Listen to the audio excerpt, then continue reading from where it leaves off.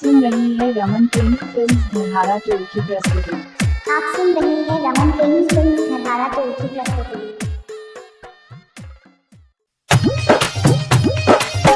माँ Gayatri recording studio. अभी आप सुन रहे हैं धर्मेंद्र निर्मलिया को।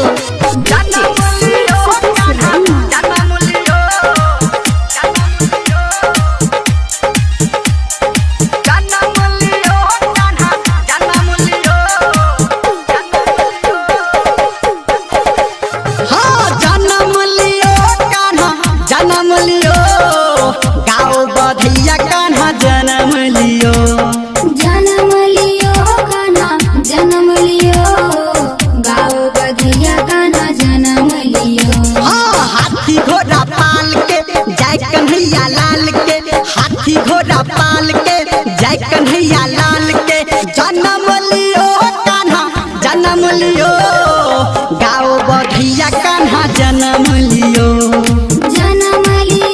कान्हा जन्म लियो गाओ बधिया कान्हा जन्म लियो। हाथी घोड़ा पाल के जय कन्हैया लाल के हाथी घोड़ा पाल के जय कन्हैया लाल के जन्म लियो जन्म लियो गाओ बधिया कान्हा जन्म लियो कान्हा जन्म लियो गाओ बधिया कान्हा जन्म लियो। डीजे सुमित सतीश रैमा। अभी आप सुन रहे हैं सावरिया म्यूजिक। जन्म लियो कान्हा जन्म लियो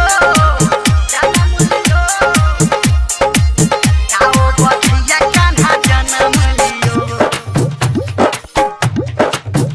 हाँ झूमे है देखो आज गोकुल नगरिया आया यशोदा घर जब से सावरिया आया यशोदा घर जब से सावरिया झूमे है देखो आज गोकुल नगरिया आया यशोदा घर जब से सावरिया जन्म लियो कान्हा जन्म लियो गाओ बधिया कान्हा जन्म लियो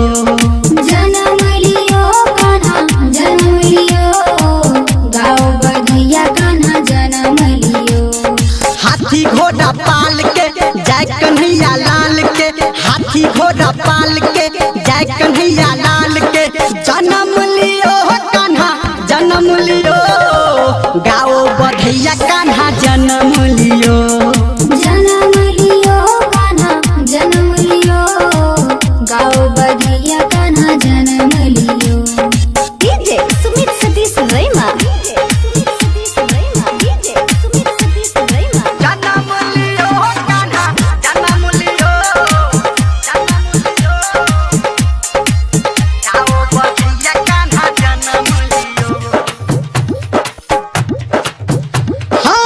नंद बाबा के दर आया खुशियाली जैसे आया हो घर में दिवाली जैसे आया हो घर में दिवाली नंद बाबा के दर आया खुशियाली जैसे आया हो घर में दिवाली जन्म लियो कान्हा जन्म लियो गाओ बधिया कान्हा जन्म लियो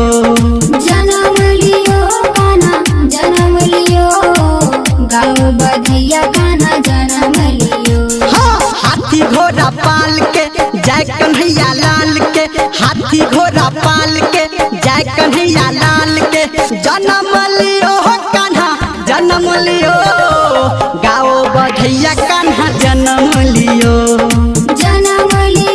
कान्हा जन्म लियो गाओ बधिया कान्हा जन्म लियो। अभी आप सुन रहे हैं धर्मेंद्र निर्मलिया को। जन्म लियो कान्हा जन्म लियो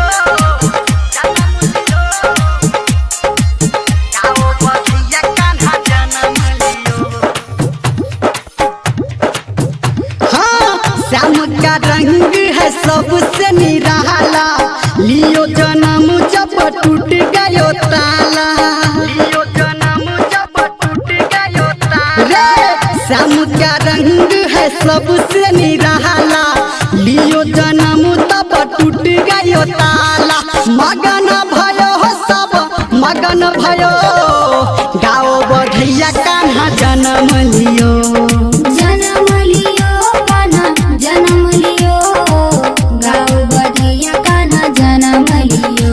हाँ हाथी घोड़ा पाल के जय कन्हैया लाल के हाथी घोड़ा पाल के जय कन्हैया लाल के जन्म लियो कान्हा जन्म लियो गाओ बधैया कान्हा जन्म लियो।